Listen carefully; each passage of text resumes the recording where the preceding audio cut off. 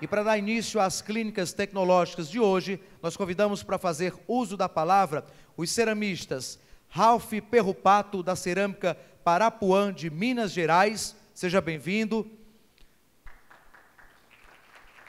Vargas Solis, da Cerâmica Itajá, do Rio Grande do Norte. Seja bem-vindo também ao nosso evento. E José Joaquim Gomes da Costa, da Telhas Mafrenses, aqui do Piauí. Seja bem-vindo também ao nosso evento.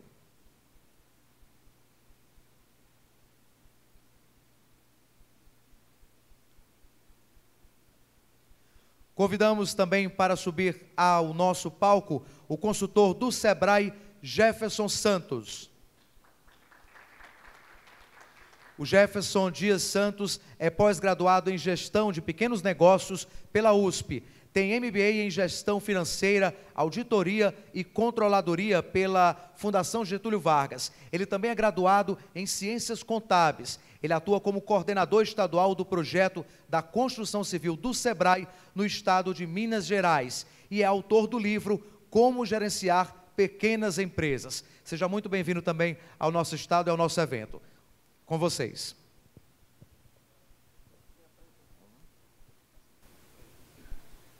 Boa tarde a todos. Antes da gente iniciar a nossa palestra aqui, eu queria só passar para os nossos ceramistas aqui, fazer uma pequena abertura, falar um pouco da sua empresa, e depois a gente faz a apresentação e depois a gente volta com eles falando um pouco mais sobre estratégias, enfim. Fique à vontade, Ralph. Boa tarde a todos. O meu nome é Ralph Perrupato, eu sou diretor do setor de tubos cerâmicos da Anicer e diretor também do Sindicato de Indústria Cerâmica de Minas Gerais. Eu queria aproveitar a oportunidade para estar agradecendo a receptividade dos ceramistas do Piauí.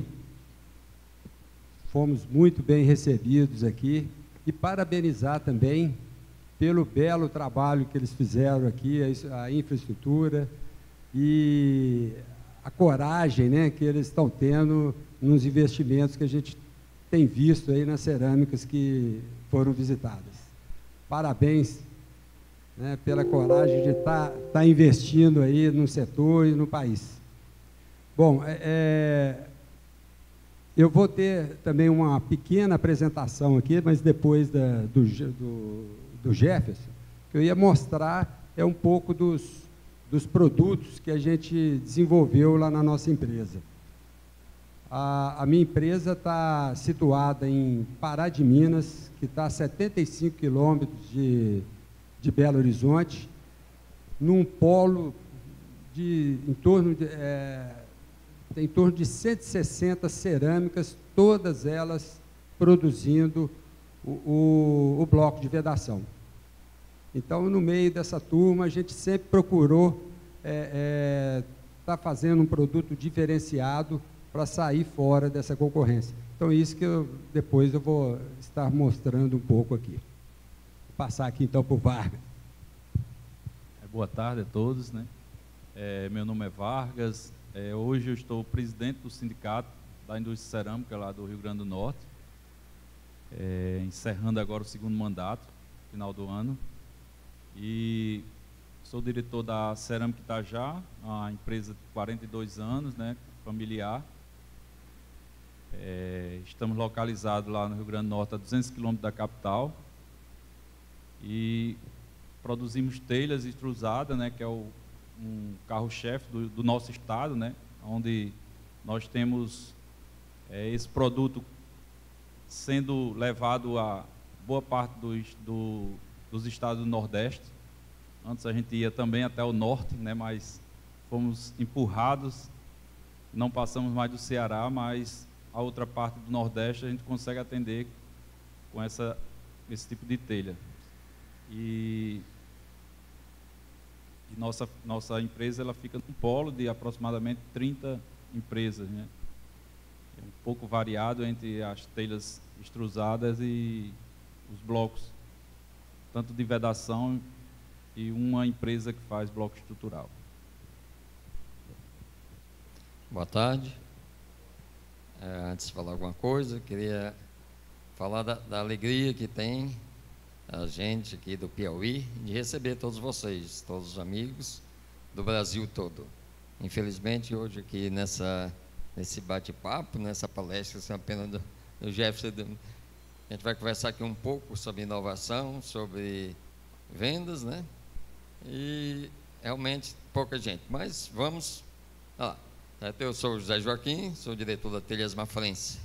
Telhas Mafrense é um grupo composto de 5 unidades, são 5 cerâmicas, certo? Nós procuramos diversificar bastante nossos produtos, certo? E também trabalhar muito em cima da qualidade. A qualidade para a gente é o nosso foco maior. O nosso nicho de mercado é o nicho que quer um produto diferenciado, certo? Nós procuramos fugir um pouco da discussão e da briga de vender por quantidade. Não, nós queremos vender qualidade. Então, esse é um foco que há quase 40 anos a gente trabalha em cima disso. Sempre trabalhamos procurando mostrar ao nosso mercado, aos nossos consumidores, procurando a qualidade do nosso produto e também mostrar para os revendedores, que a maioria das cerâmicas vende para os depósitos, que como a gente chama aqui no Piauí, outros lugares chamam de estâncias, e a gente procura mostrar para eles como vender, como aplicar o produto, que isso é um diferencial muito grande e precisa que todo o setor procure desenvolver essa área. Para voltar aqui para o Jefferson para fazer a palestra dele.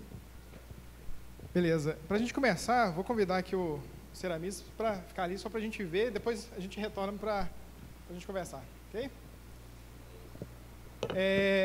Eu já quero aproveitar aqui e agradecer, né, e parabenizar primeiramente a Anicer e todos os parceiros, né, o Sebrae também é parceiro desse evento, de conseguir realizar um evento, né, num período um pouco conturbado que a gente está passando, né? Então, parabéns aí, Anicer, todos os parceiros, a vocês que aceitaram, né, essa proposta. E agradecer também o convite, né, a gente estar conversando um pouco aqui sobre essa questão de vendas, né? Que esse é um período que a gente precisa mais discutir, né? O Joaquim começou a falar um pouco de vender por qualidade, né? Vender qualidade. Só que a gente precisa ter estratégias para vender essa qualidade que ele está falando. E é isso que a gente vai colocar aqui hoje. É uma palestra bem rápida. Coloquei aqui uma pequena parte da estratégia que o Sebrae Minas está utilizando para ajudar as pequenas empresas. A gente ainda está construindo esse modelo, mas eu peguei uma pequena parte, vocês vão ter ideia aí do que é possível fazer usando a estratégia de vendas para vender mais. Eu sou da unidade da indústria do Sebrae, e lá nessa unidade a gente tem o papel de desenvolver soluções, seja consultoria, cursos, palestras, atendimentos, algo que possa auxiliar as pequenas empresas, no nosso caso as pequenas indústrias, a se permanecer no mercado, se tornar cada vez mais competitiva. Então a gente faz isso e entrega lá para a ponta, é onde que os gestores de projeto vão executar e a gente faz esse acompanhamento junto com as empresas, sempre pensando aí em aumentar a produtividade dessas empresas. Para a gente iniciar, quando a gente começa a falar sobre vendas, primeira coisa, a gente olha para fora da empresa, né? Então, assim, tem a porteira da empresa, muitas vezes os pequenos, principalmente os pequenos empreendedores, os pequenos ceramistas, eles olham mais para dentro da empresa do que para fora, né? E quando a gente começa a trabalhar uma metodologia como essa, de estratégia de venda, a gente primeiro tem que olhar lá fora, para depois a gente adaptar a nossa empresa e conseguir vender mais. Só fazendo uma enquete aqui, quem é ceramista aqui? Levanta a mão, por favor. Grande maioria. E quem é ceramista fora do estado do Piauí? Tem uma turma boa, né? Então, a hora que a gente começa a desenhar, a primeira coisa a gente olha para o cenário. E como é que a gente enxerga o cenário? Existem aí dezenas de indicadores, eu acho que na parte da tarde vai ser falado sobre esses cenários econômicos, e a gente pode avaliar e analisar uma série de indicadores. Eu trouxe aqui o principal, que é o PIB. Né? O PIB está diretamente relacionado com o consumo. Então, toda vez que o PIB aumenta, certamente o consumo aumenta. Toda vez que o PIB decresce, né, cai, o consumo vai cair também. Então, a gente, como ceramista, como empresário, a gente precisa estar olhando esse cenário. Eu coloquei aqui os últimos 10 anos, não sei se está dando para enxergar direito, e aí eu separei o PIB do Brasil e desloquei ali o PIB da construção, né, que é onde a gente está inserido. E a gente vê uma pequena... a gente faz uma pequena comparação e vê que toda vez que o PIB do Brasil cai, o que acontece com o PIB da construção? Só que com a proporção ainda maior. Mas quando o PIB do Brasil sobe, o que acontece com o PIB da construção? Sobe com uma proporção ainda maior, né? Então, a gente vê que isso foi acompanhando. Então, toda vez que o PIB sobe, a construção civil sobe ainda mais, mas toda vez que ele desce, cai, a construção cai ainda mais. Até que em 2013 para 2014, a gente viu uma inversão ali, né? O setor da construção não aguentou esse período aí de crise, que caiu ainda mais do que o PIB do Brasil. Chegando ali a 2015, lá talvez no fundo do poço, né? 2016 a gente deu uma pequena recuperada, e aí o que a gente pode ver daqui para frente, né? A gente olha ali, saiu dia 19 de junho, uma previsão do Focus, lá do Banco Central, falando sobre a perspectiva do PIB desse ano e do ano que vem. Parece que a semana passada saiu ali, 2017 eles estão acreditando que vai ficar em 0,6, então deu uma pequena melhora. Quando eu peguei, era 0,4. O que isso significa para a gente? O que vocês podem fazer? Uma pequena leitura. Só para a gente fazer uma reflexão. Significa que, se o PIB realmente tem tendência de crescer, o nosso setor também tem uma oportunidade de crescer ainda mais, né, que a gente viu que é o histórico. Isso é uma possibilidade. Em cima disso, a gente já começa a ver alguns indicadores, né? Ontem a gente visitou aqui, fez a visita a uma indústria cerâmica, e a gente viu que ele estava ligando o novo forno, não é isso? Ou seja, se está ligando o forno, significa que a demanda está começando a surgir. E aí, isso no Brasil afora. Então, quando a gente analisa o mercado, a gente vê que há uma perspectiva. Só que, vamos analisar aqui também, que em 2014 e 2015, como é que foi esse cenário econômico? Foi ruim. Então, em 2015, talvez foi o pior. Só que a gente vê que empresas do setor da construção, eles conseguiram crescer nesse período. Vocês acreditam? A gente vê muitas empresas fechando, outras empresas trabalhando em talvez 40% ou 30% da capacidade produtiva, eu já vi isso nas empresas que eu visitei, e outras empresas crescendo no mesmo período. Eu trouxe aqui um pequeno caso que é da Porto Belo, não sei se alguém conhece, eu já ouvi falar o case dele, e eles usaram inteligência de dados, que é um pouco que a gente está trabalhando lá no Sebrae, e um pouco que eu vou falar aqui com vocês, para aumentar as vendas deles. E eles conseguiram, nesse período que eles colocaram essa inteligência, né, começaram a analisar a inteligência de dados, eles conseguiram aumentar a venda em 65%. Isso é bom ou ruim? Né? Já pensou a gente, num período de crise, conseguir aumentar nossas vendas em 65%? Seria algo muito bom. Então, a gente olha como é que eles fazem, e aí o nosso papel, o papel do Sebrae, é pegar aquilo que essa grande empresa está fazendo e tentar adaptar para um pequeno negócio, e também ele conseguir aumentar suas vendas. E aqui, quando a gente pega as informações que eles passaram, eles colocaram ali que, assim que eles implementaram essa análise de dados, eles conseguiram um crescimento aí de 668% no volume, e aí, obviamente, que ele teve que baixar o preço, né? Quanto mais volume, o preço menor, né? E um 15% de aumento de receita. E eles adotaram depois uma ferramenta chamada Radar. Eu não vou falar dessa ferramenta, mas eu vou falar do conceito dela. Eles conseguiram aumentar aí as vendas em 65%. Eu vou deixar, a apresentação vai ficar com vocês, tem o link. Quem quiser depois ver esse case aqui da Porto Belo, eles explicam um pouco melhor. E lá no relatório da CVM, que eles são empresas, né, aberta de capital, eles informaram que 2015 eles tiveram um aumento da receita líquida de 12% em cima de 2014. E aí vocês lembram que 2015 foi o quê? Nosso pior ano da construção, né, da construção civil. E eles ainda assim conseguiram crescer 12% naquele ano, em relação a 2014. Depois a gente pega o relatório de 2015, a gente vê que 2013 para 14 eles cresceram 14%, 2014 para 15, 12%. 2016, como é que foi? 2016 para eles foi o pior ano, mas ainda assim eles manteve o mesmo desempenho praticado em 2015, que eles já tinham crescido. Ou seja, eles conseguiram manter um crescimento nesse período de crise, colocando aí estratégias de venda, né? Utilizando uma estratégia eficaz de venda. E agora imagina quando melhorar aí a economia, o que essa turma aí não vai fazer, né? Então a gente pegando isso, aqui está as fontes, depois quem tiver acesso aí à apresentação pode pesquisar aqui, que lá conta um pouco mais dessa história, né? Obviamente que ele teve que investir muito. Então, num período que ele estava, vamos colocar assim, nadando de braçada, né, que era um período lá de 2008, 2009, que quando o Sebrae ou qualquer outra, o Sindicer, passava nas cerâmicas e falava assim, ó, a gente precisa rever, a gente precisa unir.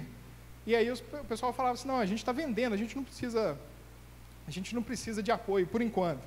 Né? E enquanto isso, eles estavam investindo aí em estratégias. Depois disso, o que eles começaram a fazer? E aí é o que o Sebrae está começando a fazer. A primeira coisa que a gente faz para montar uma estratégia de vendas é analisar o tamanho do mercado. Qual que é o tamanho do mercado que eu atuo? E aí a indústria cerâmica ela tem uma particularidade das outras indústrias, que ela, quanto mais distante o seu cliente fica da sua empresa, é o quê? Fica menos... o preço fica menos competitivo. Então, ele não consegue atingir longas distâncias, assim como outras indústrias, né? Então, eu preciso determinar um raio de atuação. Existem algumas empresas que atuam com 300 km, 200, outras 100, outras que vendem só bloco estrutural, atua aí com no máximo 50, estrutural não, de vedação, 50, 60 km. Enfim, a minha empresa precisa estabelecer qual que é o mercado que ela atua. Então, a gente estabelece esse mercado e aí, em cima disso, aqui dentro, a gente tem que ver qual que é o tamanho desse mercado que a gente está trabalhando. Então, aqui a gente começa a analisar quantidade de depósitos existente, quantidade de obras, quantidade do tamanho, qual que é o tamanho dessas obras, quantidade de ART emitida pela prefeitura. Se emitir um ART agora, o alvará, né, e o alvará significa que está vindo obra por aí. Agora, se está vindo obra, onde que estão essas obras? Então, eu preciso delimitar isso aqui, porque isso aqui é onde eu sou mais competitivo, porque daqui para lá talvez o frete não compensa, então, aonde eu tenho que ganhar mercado. E aí, depois que eu desenhei esse mercado, existe uma série de ferramentas para a gente descobrir essas ARTs, essa quantidade de depósitos.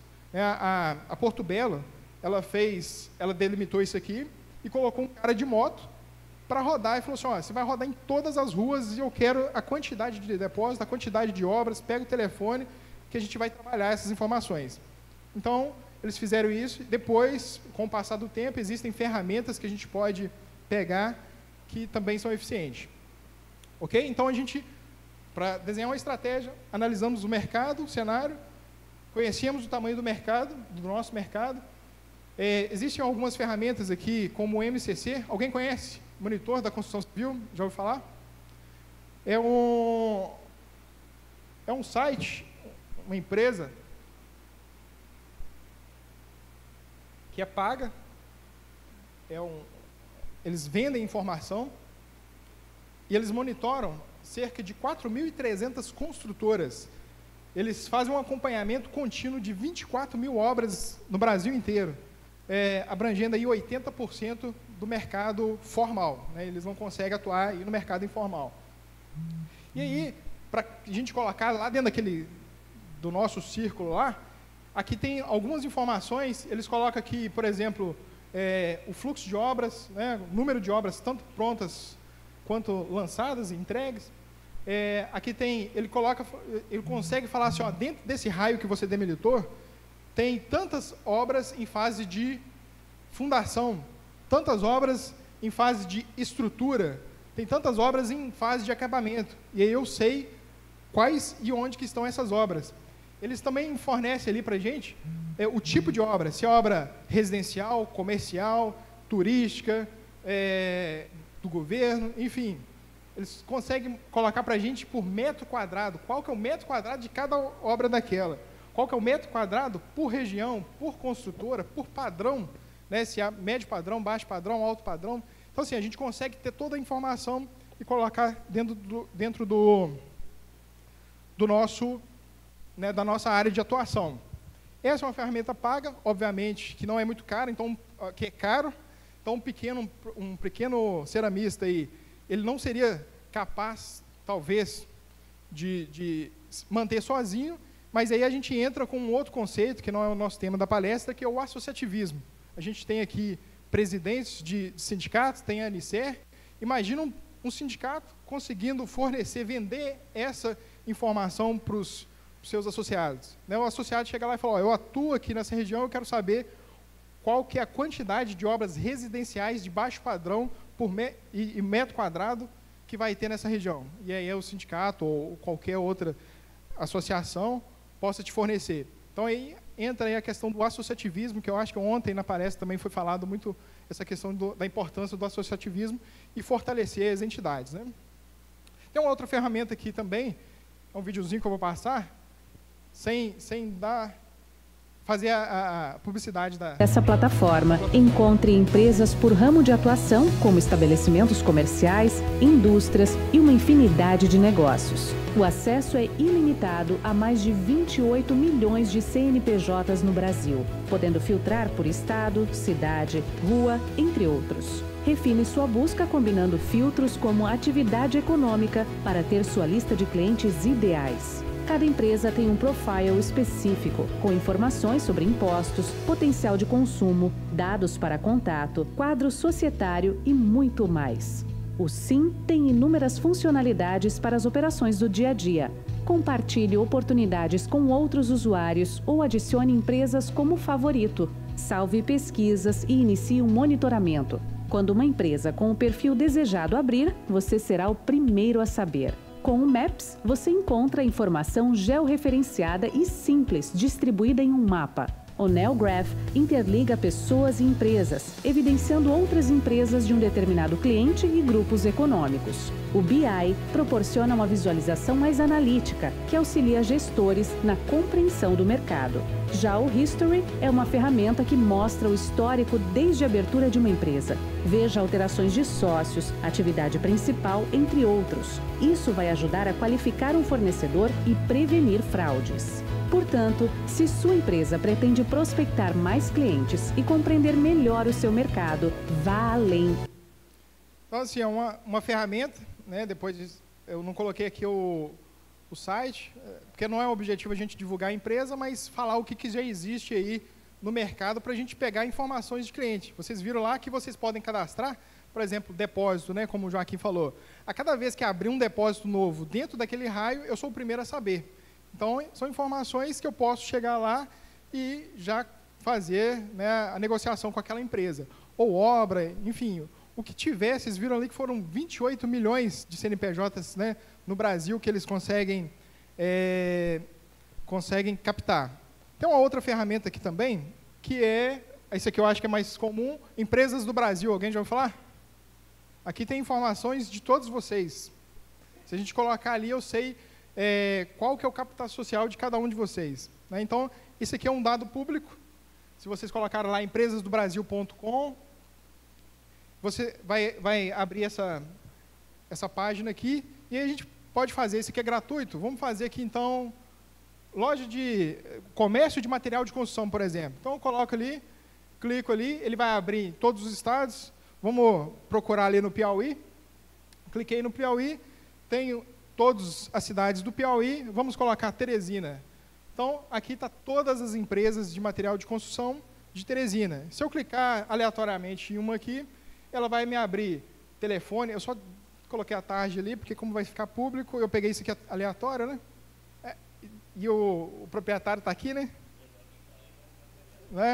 Então, eu sei aonde que está a empresa dele, né? Endereço, telefone, razão social, enfim. Existem outros sites que a gente pode pegar, e aí eu posso ligar lá para o Joaquim, você já compra, né? Já tem fornecedor? Se não tem, por que compra? E aí a gente consegue identificar. E existe uma série de outros sites que é público, né? A gente consegue pegar isso aqui. Então, para entender o tamanho do meu mercado, eu tenho uma série de ferramentas gratuitas e pagas, ou eu posso fazer como a Porto Belo iniciou, colocar um motoqueiro lá e sair rodando, ou usar essas ferramentas gratuitas ou pagas. Depois que a gente entende o nosso... tem a gente pode usar relatórios também, que algumas empresas fornecem. Aqui tem um estudo que a FGV fez a pedido da Abramat. Não sei se o Arthur, que é o Sebrae Nacional, se ele conhece esse estudo. Eu peguei uma pequena parte do estudo que a gente consegue entender aqui onde que está esse canal de distribuição, como é que é distribuído. Segundo eles, é distribuído ali, vai para construtoras, 40 e poucos %, é distribuído por famílias, e a gente consegue entender como é que o mercado compra, para a gente preparar a nossa estratégia de vendas, né? Tem uma outra coisa que traz aqui, eles trouxeram aqui, aí foge um pouco aqui, mas é só para a gente ver a questão de produtividade. Eu coloquei aqui, eu vi aqui a questão do artefato de concreto, que é o nosso principal concorrente. Talvez aqui em Teresina é diferente, né? Porque não tem muito, mas outras regiões, eles atuam muito forte em artefatos de concreto. E a gente pega aqui, ó, e a gente consegue fazer uma pequena análise com esse relatório. Lá eles tiveram uma receita em 2015 de 22 bilhões de reais. Isso no Brasil, com 118 mil funcionários. Se a gente olhar o nosso lado aqui, os produtos cerâmicos participaram ali com 15 bilhões. Isso formal, né? Fora a parte informal aí que tem dos dois lados, né? Com 156 mil funcionários. E aí, o que a gente pode fazer com essa informação? A gente pode pegar um indicador, por exemplo, de funcionário. Então, na hora que a gente vai analisar uma empresa, sentamos lá com um empresário e fala assim, ó, vamos ver aqui produto cerâmico. Tem 156 mil empregados. E o de concreto, 118. Eles têm menos funcionários, a gente emprega mais. Só que, por outro lado, a gente faturou 15 bilhões, 15,6. E eles faturaram 22,9. E a gente faz uma pequena conta, né, funcionário por vendas, a gente chega aqui, divide por 12, chega aqui que cada funcionário, ele contribui R$ 8.300 para a indústria cerâmica, enquanto um funcionário de artefato de concreto, ele rende para a empresa 16 mil reais por mês. Ou seja, eles são duas vezes mais produtivos do que a gente, né? Então, até por isso, talvez, que eles conseguem trabalhar com preço mais competitivo e vender um produto que é infinitamente inferior ao produto cerâmico, né? Mas aí a gente esquece, então, o artefato de concreto. Vamos analisar só produto cerâmico.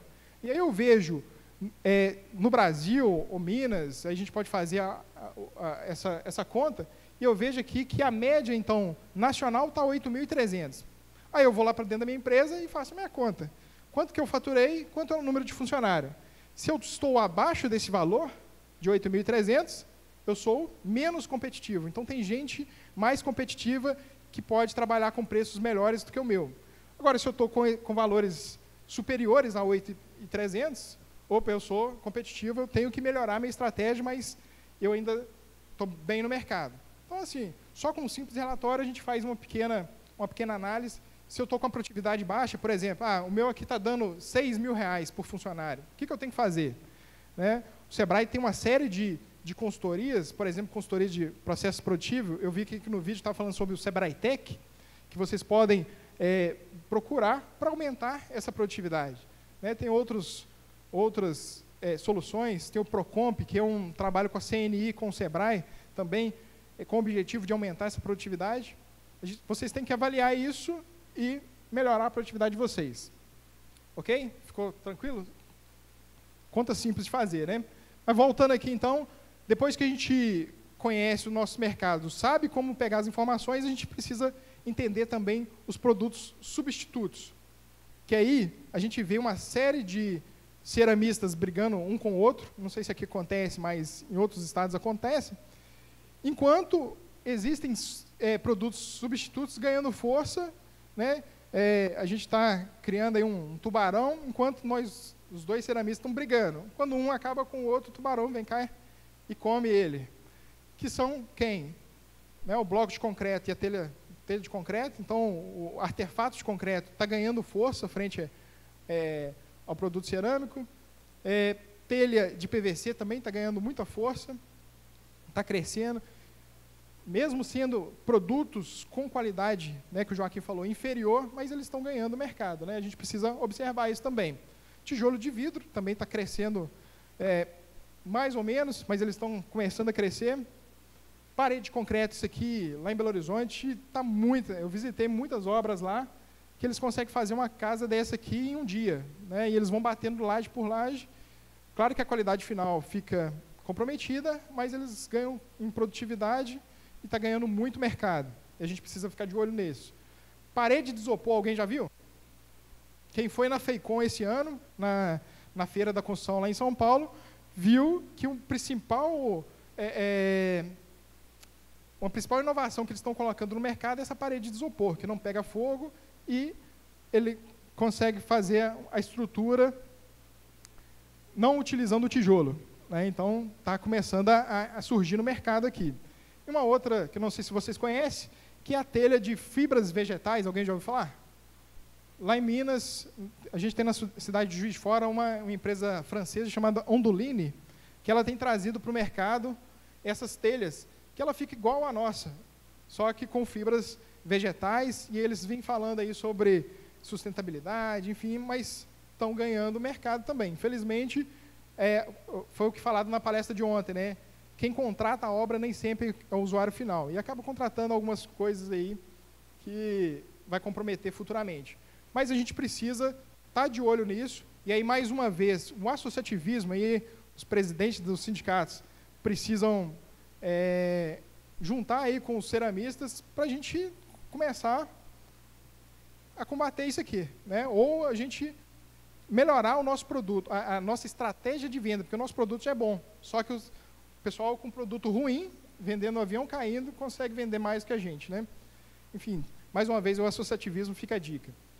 Então, eu sei o tamanho do meu mercado, sei que existe produtos substitutos. Agora, o que eu preciso saber? Qual que é a participação da minha empresa nesse mercado? Então, dentro daquele raio que eu coloquei, qual que é a participação da minha empresa? Então, por exemplo, ali a gente conseguiu identificar que a demanda daquele raio que a gente colocou é de 10 mil unidades mês.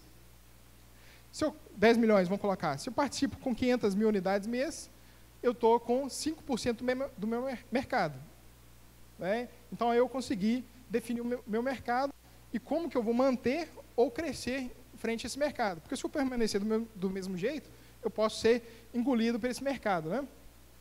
E aí a gente começa a pensar em vendas. Como é que eu penso em venda? Como é que eu posso vender mais? Pegar aqui o caso da telha, por exemplo. Então, a gente pode vender mais para o mesmo cliente. Então, eu ter algum tipo de estratégia para vender mais para o depósito, por exemplo, ou para uma construtora, fechar uma carga que eu vou entregar daqui a 2, 3 obras, ou 2, 3 meses. Enfim, a gente precisa estabelecer uma estratégia. Ou eu posso vender para um novo cliente, né? Alguém que eu não atendia, eu consigo vender, eu consigo aumentar a participação do meu mercado. E eu posso colocar aqui um novo produto. Desenvolvo um novo produto. A Anicer, eu acho que está com um trabalho de tentar desenvolver novos produtos junto aos ceramistas, né? E eu posso vender esse novo produto para o meu cliente ou vender um novo produto para um novo cliente. Então, isso aqui não tem como fugir.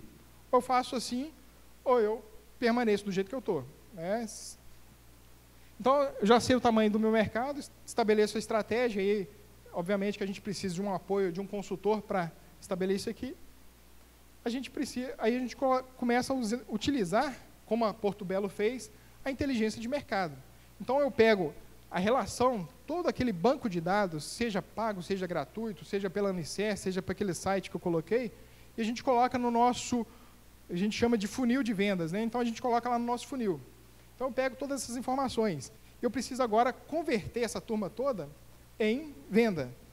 E aí, eu coloquei aqui aleatoriamente que depois que eu pego essas informações, eu vou qualificá-las. Pode ser que aquilo ali, algum tipo de cliente, por exemplo, no caso do Joaquim, é loja própria. Ele já fornece, né, já pega a loja, já tem um fornecedor próprio.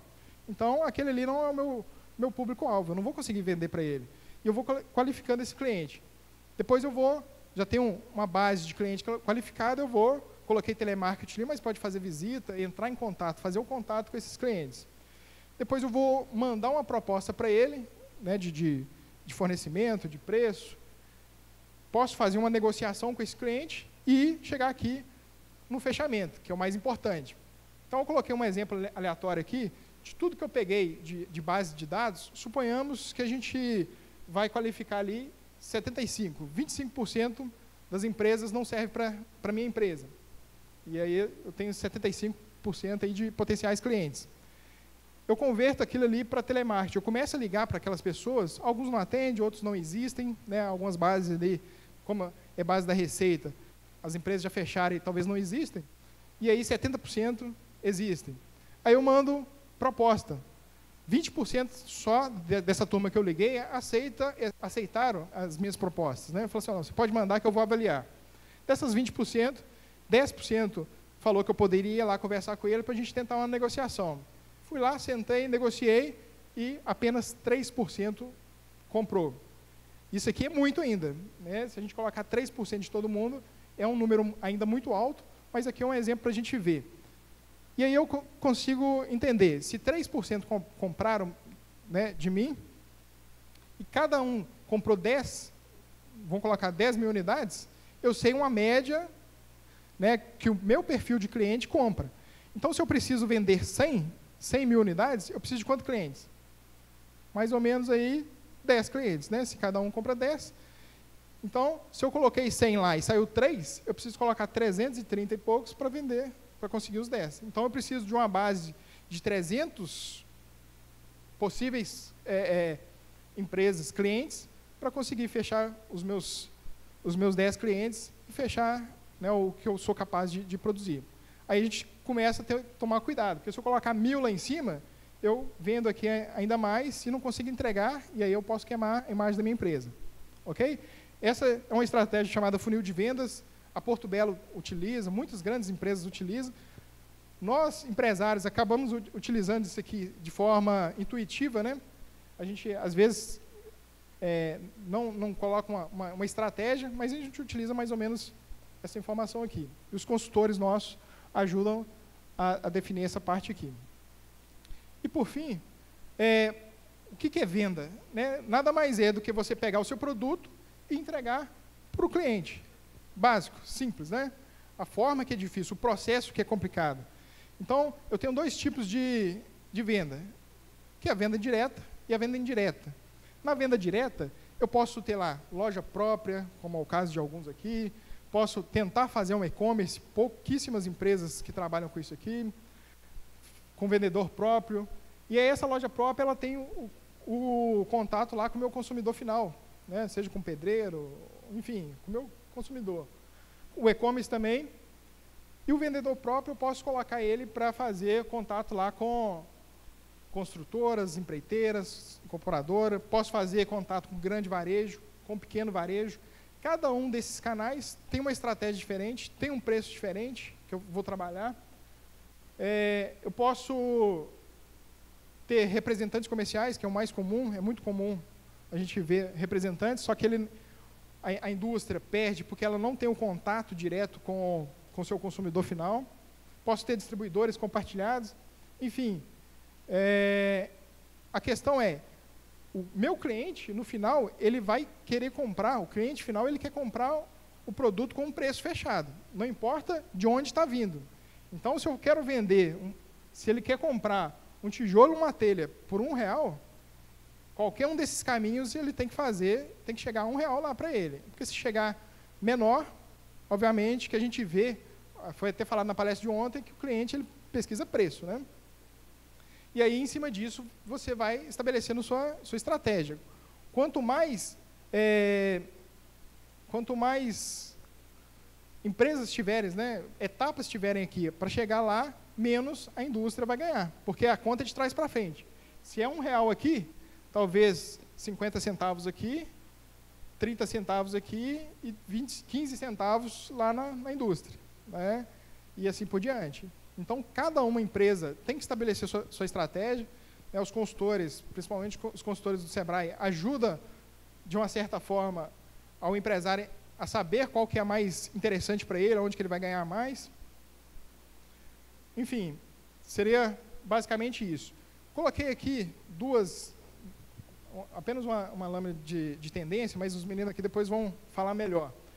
Que alguém já ouviu falar energia fotovoltaica? Energia fotovoltaica, sim, né? Mas num material estilo PET, aqui o Ralph visitou lá, acho que o Rodrigo vai visitar essa empresa aqui chamada Sunil, ela está em Belo Horizonte. Igual essa aqui, só existem 5 no mundo, 5 empresas dessas no mundo, que eles conseguem gerar energia fotovoltaica com vamos colocar aí, com esse material, né?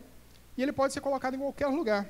Ele pode ser, aqui a visita à fábrica, né? A turma foi visitar, a gente visitou lá, eles trabalham com nanotecnologia, e eles estão fazendo isso aqui, né? O telhado todo em cima daquele material que gera energia direta ali para o restaurante, nesse caso aqui.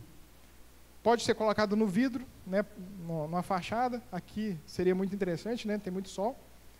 Pode ser colocado, né, ali em estacionamento e pode ser colocado em telha. Alguém já viu isso aqui? Só por foto, né? Mas a gente vê que já está começando a desenvolver. Claro que é um processo muito caro, a telha fica muito cara, mas é uma tendência, né? Então, assim, o meu tempo aqui eu acho que já está esgotado. O que eu queria passar para vocês é um pouco aí dessa questão de estratégias. O Sebrae está à disposição, né? O sindicato, a gente tem uma série de parcerias em conjunto que pode ser utilizado por vocês. Agora eu vou convidar aqui novamente os ceramistas para a gente continuar o bate-papo. Ok?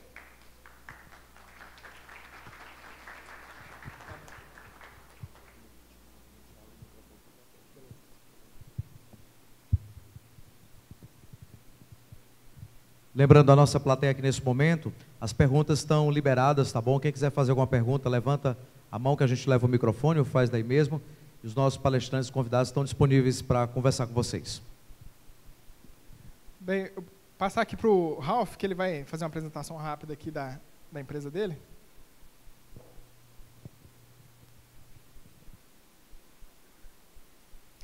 Gente, eu acho que o horário já está um pouco estourado aqui, eu vou passar bem rápido.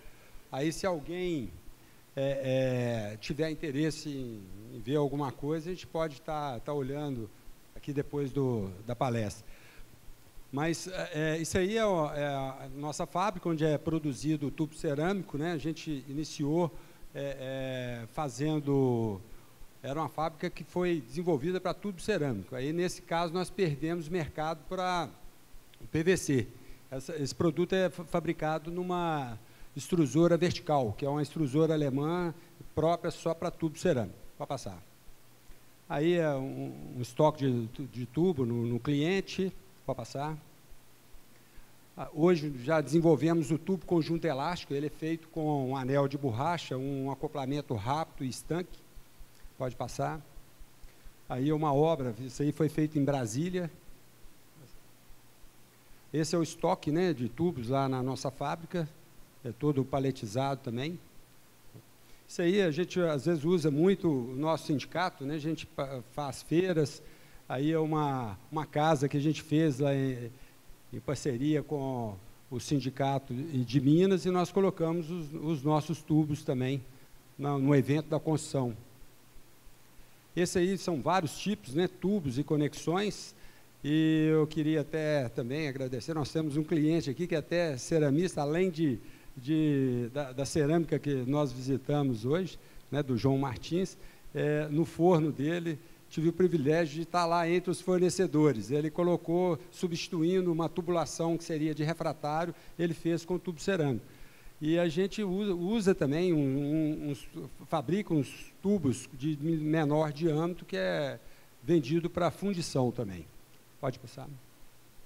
Aí começamos, né? Depois, como tubo, nós perdemos esse mercado aí para o PVC, né? Ainda produzimos, mas perdemos muito a participação. Aí passamos a fazer tijolo de laje, tijolo de vedação, pode passar, o estrutural, aí né, as peças especiais, né, canaleta e tudo, pode passar. Esse aí já é um desenvolvimento para forno de carvão, que a gente está em Minas, né, tem muita siderúrgica, muita produção de carvão, então a gente faz um tijolo para eles lá de encaixe vertical, e agora esse aí tem esse encaixe vertical e estamos já desenvolvendo um encaixe na horizontal também com eles. Esse aí já é tijolo para crivo, que a gente fabrica lá também, vende para outras cerâmicas. Para fazer o arco da fornalha, a gente fabrica também. É um tijolo para fazer a fornalha também, que a gente chama de semi-refratário. O intertravado. Esse também é um tipo aí para paver. É um material que é queimado a 1.200 graus como tubo. Essa aí já é coloração que a gente já desenvolveu da própria argila, né? Esse aí já é um outro tipo, né, de intertravado que a gente faz lá. Aí podendo ser utilizado também para fazer parede à vista, né, o tijolo maciço. Esse elemento vazado a gente tem fabricado um pouco também. Esse é o paver. Aí montagens, né, que a gente pode ir passando, que a gente faz lá com paver. Vou passar. É outra montagem. Essa aí com o intertravado escuro. Vou passar. Esse aí já é um material em relevo para revestimento de parede, também que a gente está produzindo agora. Isso aí já é algumas aplicações, né, do tijolo maciço, uma casa que foi feita, ali no paver, na calçada. Vou passar. Esse aí também já é um outro modelo. Vou passar. Esse aí de uma entrada de uma garagem. Esse aí de um amigo nosso aí. Esse aí já é um paver com outra coloração também, que a gente desenvolveu. Esse aí mostrando a obra de um forno, né, desse de carvão, onde hoje são grandes fornos que entram para carregadeira, para carregar e descarregar o forno. Pode passar. Aí já é um outro modelo de paver. Pode passar. Esse aí já é o intertravado, uma obra que a gente está terminando agora, por isso que ainda não tenho fotos dela. Isso aí é numa praça que foi utilizado. Esse aí já é numa casa. Ali, em volta da piscina, nós fizemos um material especial também, que é antiderrapante. Pode passar. Bom, então só tem mais um outro que a gente desenvolveu aqui. Ele vai passar aqui só... É o mesmo material que nós produzimos, só que é um folder que a gente está desenvolvendo aqui para tentar trabalhar a exportação. Então, pode passar rápido aí, só para ter ideia, um folder aí que a gente está querendo atingir aí agora o mercado externo. Mas é isso aí, a solução que a gente encontrou lá para sair fora da concorrência, tentar fazendo aí sempre produtos diferenciados com maior valor agregado. O que eu estou precisando mesmo é entender um pouco aqui das estratégias de venda aqui que o Jefferson apresentou. Muito obrigado.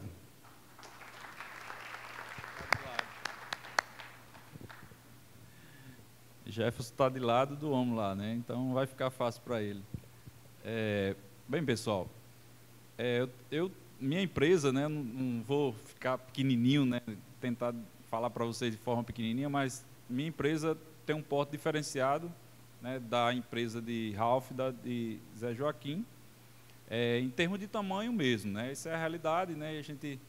E eu vou mostrar como é que eu venho trabalhando, né? Como eu falei aqui no início, a gente trabalha com telhas extrusadas, né? E lá no nosso estado, na minha região, nós nos anos 70, 80, a gente dominava o Nordeste, chegava até o Norte. Toda telha do Nordeste era vendida da nossa região.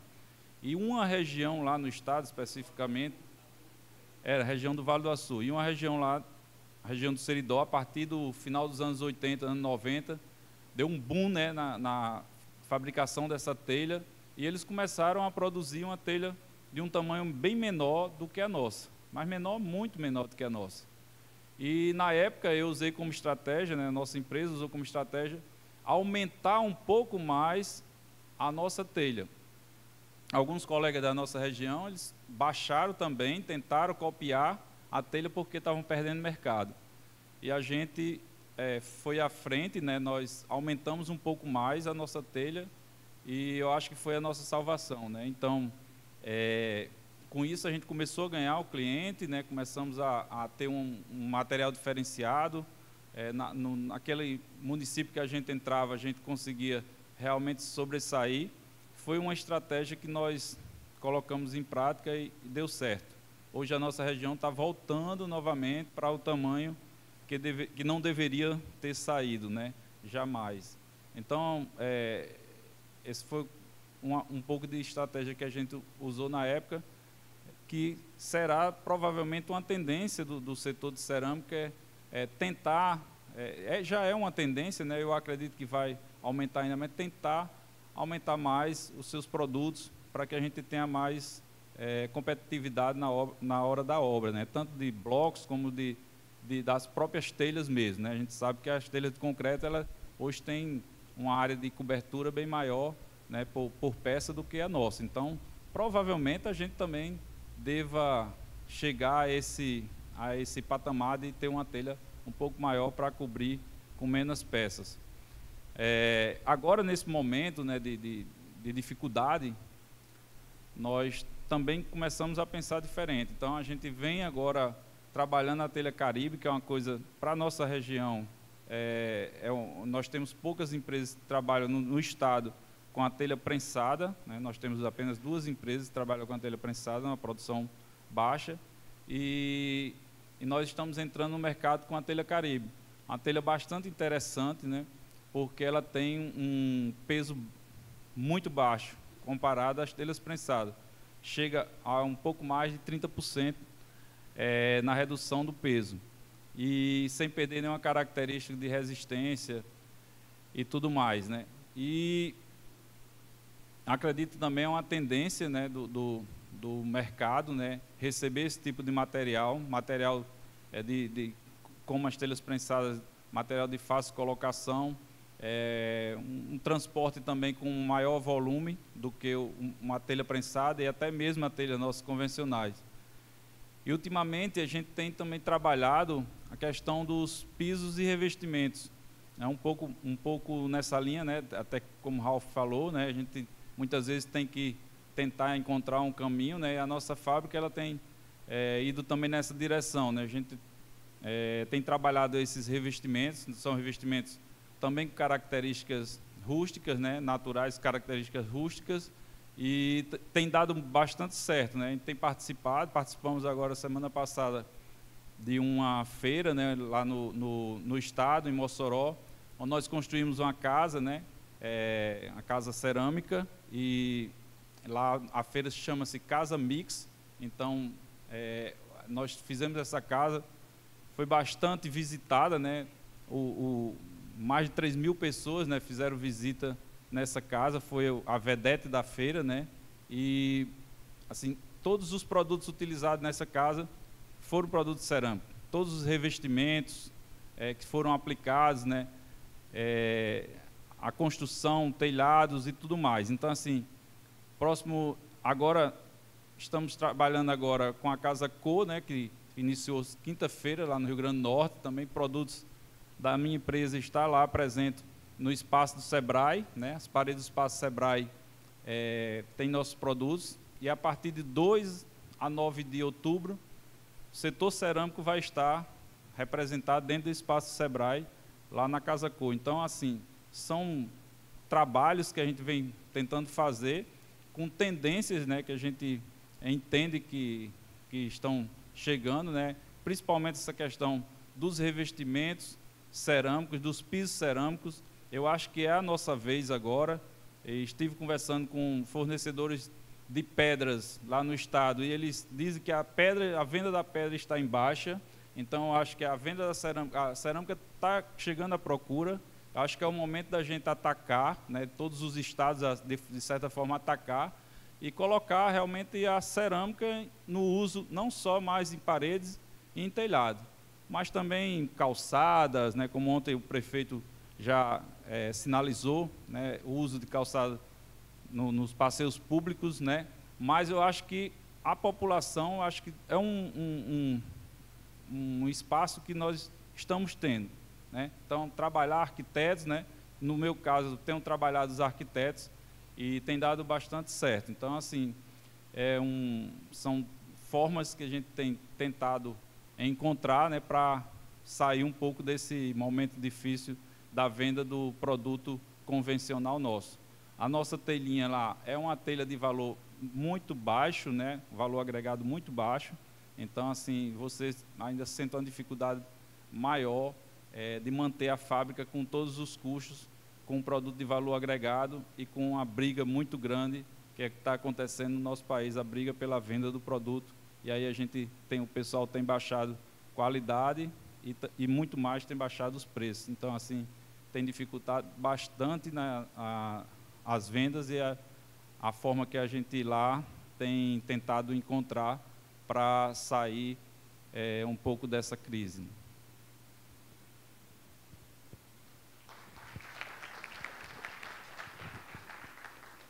É interessante o que ele falou agora, certo? No final da década de 80, início de 90, o nosso setor se viu numa situação também, uma época muito difícil, certo? E como o brasileiro gosta de achar solução, então diminuímos o tamanho da telha para poder andar mais, e vender por milheiro e tudo mais. No tijolo não foi diferente. Você lembra, todo mundo lembra aqui dos chaveirinhos, que a gente chama chaveirinho, certo? Graças a Deus tem mudado bastante, ainda tem muita gente ainda preocupada com esse tipo de coisa. E eu acho que o nosso setor desenvolveu bastante nas tecnologias de produção. Aumentou-se muito a produção, equipamentos grandes, equipamentos de produção. Isso é muito importante, foi muito importante. Mas a gente esqueceu muito do mercado. A gente esqueceu muito de ir atrás de vender, de aprender a vender, como o Jeff mostrou, várias ferramentas que se pode utilizar para melhorar a venda. E nós cochilamos um pouco. Eu acho que o nosso setor, ontem mesmo, antes de ontem, na reunião do Anicel, eu falei, perguntei, né? Será que 50% dos nossos vendedores sabem vender? Conhece o nosso material, ele sabe ensinar como aplica, certo? Ou ele só sabe que é um milheiro de tijolo de tamanho tal, de 6 furos, 6 furão, e vai. Então, nós precisamos chegar ao nosso mercado. E é isso, eu acho que está faltando, a gente ensinar. Eu acho que 85% das reclamações que chegam até a gente do nosso produto, nós chegamos lá, é porque não sabem cobrir, porque nós estávamos mais com telha, né? Então, chega lá, não é o problema não está no nosso material, e sim na execução da cobertura, certo? E quem tem que resolver isso aqui? Somos nós. Não adianta que a gente vai chegar e dizer, não, eu entrego aqui a telha, o engenheiro lá que se vira, e ele que tem que aprender. E quem é que vai ensinar ele? Na universidade não ensina, certo? Então, nós temos que fazer esse trabalho. Certo? Nós já estamos tentando, dentro do nosso grupo, fazer esse trabalho de ensinar como cobre, certo? As quantidades corretas, as inclinações, certo? Então, isso é um trabalho para conseguir mercado. Na época do chaveirinho e das telhas pequenas, a gente viu que o mercado, que a gente tinha condições de continuar, queria continuar no mercado, então nós partimos para outro lado. Para o lado da qualidade, ao lado de um produto que tenha a credibilidade, certo? Porque do momento que eu vendo um tijolo com tamanho errado, eu estou enrolando o meu cliente. E isso não pode ser. Uma empresa não pode sobreviver tentando enganar ao cliente. Então, a credibilidade é muito importante. E foi pensando nisso que a gente lutou por qualidade. Então, nosso grupo hoje tem um nome a nível do Nordeste e a nível de Brasil, bem conhecido, Telhas Mafrense, porque foi um trabalho feito o tempo todo. O meu irmão Joaquim sempre trabalhou esse ensinar de como fazer, de como cobrir, de como construir, certo? E como vender. Então, se a gente não ensinar aos nossos revendedores, ao pessoal da revenda, como vender, você tem a certeza que, para eles, ele vai chegar, ele vai vender preço.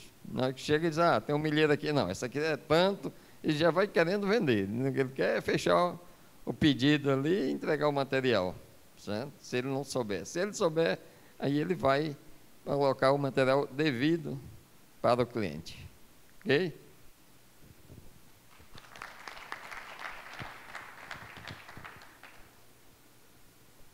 Oi. Vamos abrir então para a plateia rapidinho, para vocês. Quem tiver alguma pergunta, levanta a mão aqui, que a gente leva o microfone. Tem a primeira pergunta lá. A gente tem 10 minutinhos rapidinho para algumas perguntas. Vamos lá para a primeira. Oi, boa tarde. Sobre o pavement, sobre o piso intertravado, a variação de cor e se teve muita dificuldade na fabricação, quais foram as principais dificuldades? O de alta resistência, né, para muita carga. A variação de cor é difícil porque a gente tem esse problema com a argila, né? Que não é a mesma forma aí do piso esmaltado, que você pode trabalhar mais com cores, né? Então, ali é um produto natural.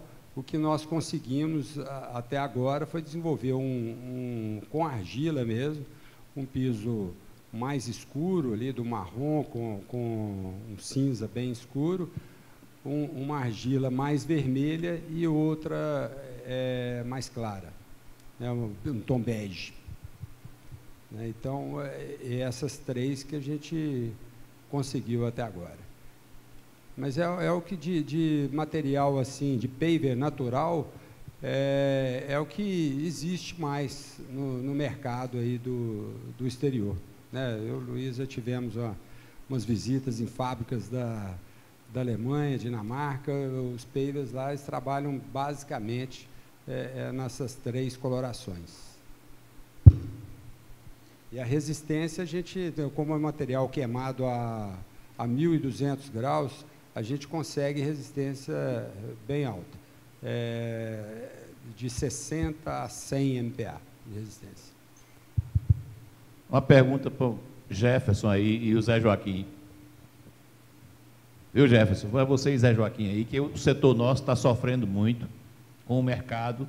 Não é culpa do mercado, é culpa talvez da gente de não aprender a trabalhar direito nesse mercado. Pergunto a você se o SEBRAE ou o SENAI, quem é que pode, a nível nacional, nos dar esse ensinamento? Se o SEBRAE tem condições de fazer o que você está fazendo aqui e de transmitir para Paraíba, para Pernambuco, o que é que você recomenda? E também perguntar a Zé Joaquim, com os conhecimentos que ele tem, e parabenizá-lo pela indústria que a gente visitou ontem, não só ele, como a Livramento também hoje do João Martins. Agora, dizer o seguinte, já que a gente não tem essa indústria tão bonita como a dele, e produto de qualidade, o que fazer para vender melhor? Bem, parte do SEBRAE, a nível nacional, a gente tem um representante aqui do SEBRAE Nacional, que é o Arthur, se puder levantar a mão. Ele é o responsável aqui pela toda a parte da indústria da construção. Inclusive, ele tem uns projetos já junto com a Anicer, com outras instituições. A minha atuação é mais lá no SEBRAE Minas, a gente está junto lá com a Federação da Indústria, com o Sindicer, justamente desenvolvendo esse modelo, né? A gente sabe que é muito complicado trabalhar o setor da construção da cerâmica vermelha, é complicado, mas a gente precisa desse apoio junto com quem faz, né? A gente entende de gestão, entendemos de negócios, mas a gente precisa entender aí também como é que funciona e ter esse relacionamento junto com as empresas, né? Ok? Chico, vender hoje sempre não é uma tarefa fácil, mas Se a gente trabalhar dentro do nosso setor, pensando na qualidade e conseguindo mostrar para o cliente como trabalhar, como o nosso produto tem o diferencial, e então, através disso aí que eu acho que a gente vai conseguir vender.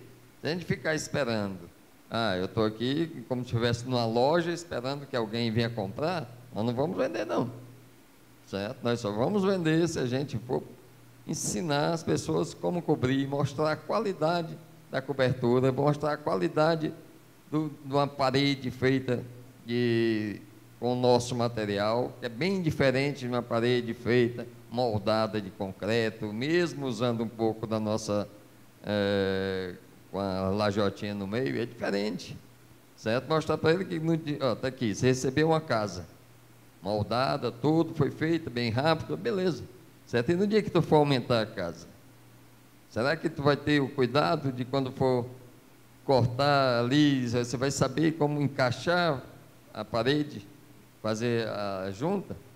Difícil, certo? Aí, não, você vai convidar, chamar alguém que conhece. Alguém que conhece é caro para desenvolver isso aí. E muitos vão mexer nessa casa e não sabe que naquele local que ele está cortando, ele está exatamente cortando a amarração que existe. E o que vai acontecer? Então, você tem que mostrar qual a vantagem que tem o seu produto, certo?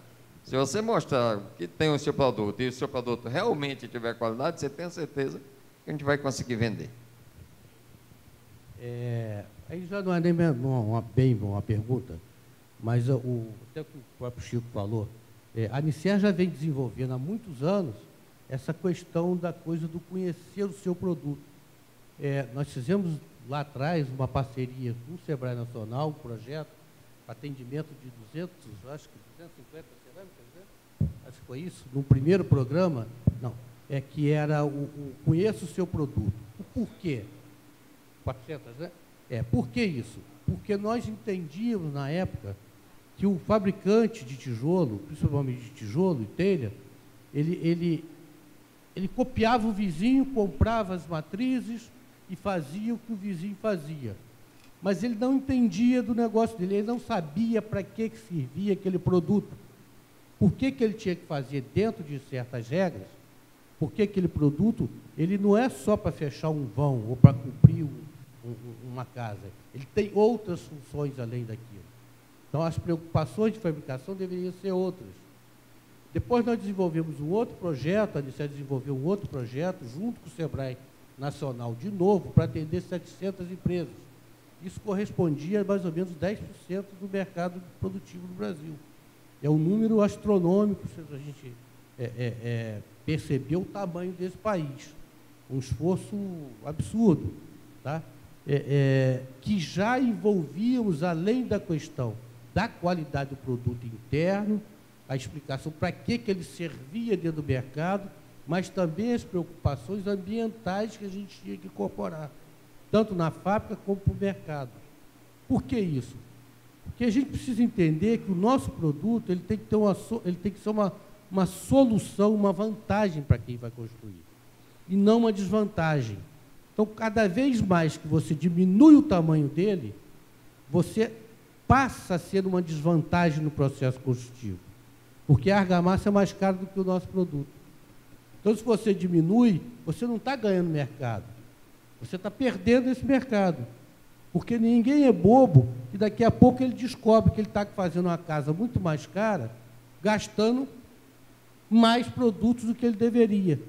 Então, a nossa obrigação é a gente enxergar que o nosso produto ele pode ser maior para que se evite que o proprietário gaste em produtos mais caros para fazer a mesma parede ou a mesma cobertura. E aí ele tem esse benefício. As grandes construtoras é mais fácil você fazer esse convencimento, às vezes, com alvenaria racionalizada, né, que é um outro tipo de mercado. Então, às vezes, é mais fácil você fazer isso, mesmo concorrendo com concreto.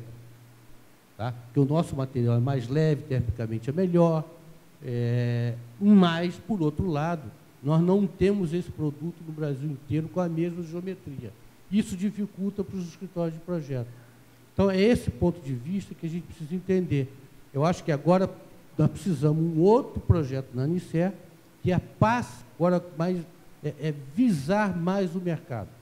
Eu acho que o ceramista já aprendeu, quem quis aprender, aprendeu, quem não quis, infelizmente, não tem como a gente também carregar todo mundo. Mas 10%, pelo menos, foram contemplados com esse segundo projeto, além dos outros 400 que foram com o primeiro projeto. Isso é muito representativo dentro do país. Então, não é que a gente ficou parado ou não entendeu, não. É porque o país é muito grande e é muita gente envolvida.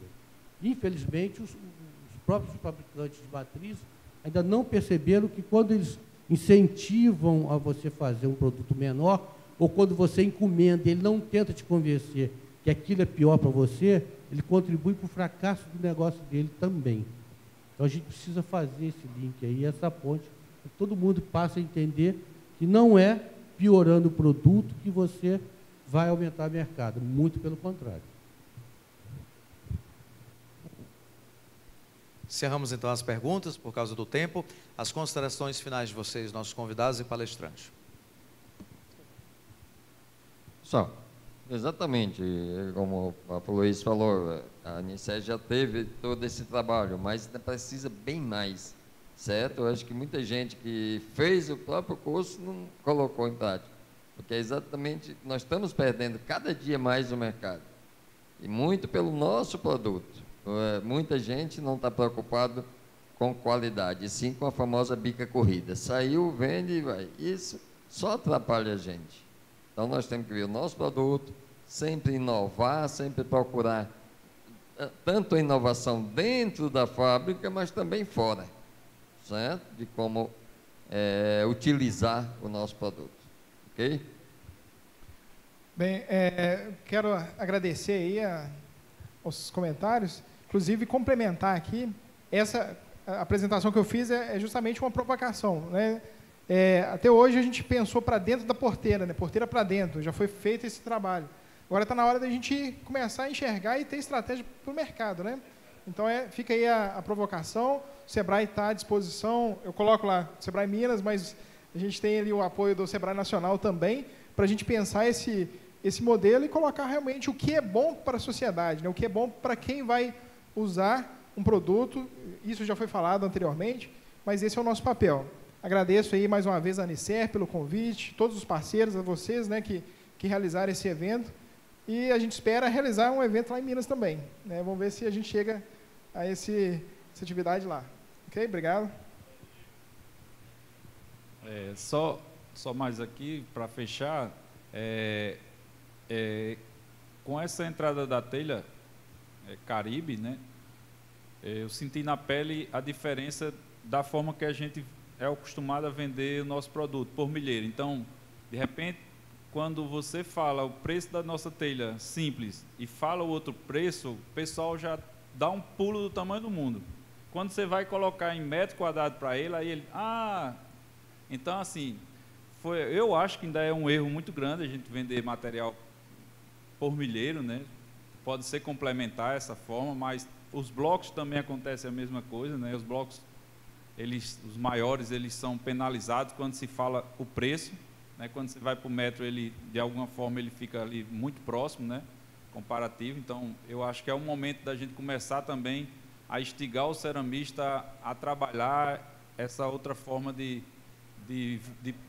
vender o produto, né? Não só por milheiro, mas também começar a trabalhar essa questão do metro quadrado. Eu acho que é bastante interessante. E agradecer, né, a Anicer pelo convite, né, poder estar aqui, participar com vocês, e parabenizar, né, o Sindicer Piauí, a Anicer, né, através da pessoa de Júnior ali, Natel, pelo esse belíssimo encontro, né. Convidei todos os ceramistas do estado, né, dizendo que se eles queriam ver cerâmica de ponta, né, com qualidade, viesse ao Piauí, bem pertinho, né, ao Piauí, que eles iam ter essa oportunidade, né, e não está nem um pouco decepcionante, né, muito pelo contrário, o que a gente viu em 2015, agora isso tudo foi muito mais ampliado do que nós conseguimos ver aqui em 2015, então Está todo mundo de parabéns. Bom, gente, no nosso caso, né, como empresa, a meta nossa está sendo essa, né, sempre está desenvolvendo um produto aí de maior valor agregado. E o que está faltando, que eu sinto, né, que falta na nossa empresa mesmo, é conhecer melhor o mercado, conhecer melhor uma estratégia de venda, né.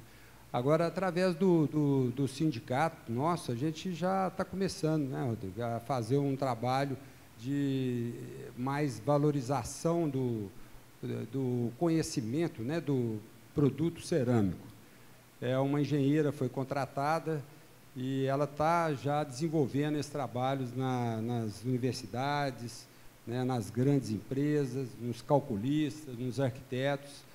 Esse aí é um trabalho que eu acho que a gente vai poder colher um resultado aí já a curto prazo.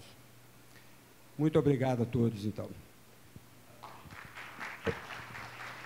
Então, em nome da organização do nosso evento, eu agradeço a presença de todos vocês, do nosso palestrante, da plateia também. Vocês são nossos convidados agora para o nosso coffee break, que vai ser servido aqui no hall de entrada em 20 minutos. A gente retorna aqui para o auditório para dar continuidade ao nosso segundo dia de evento. Muito obrigado.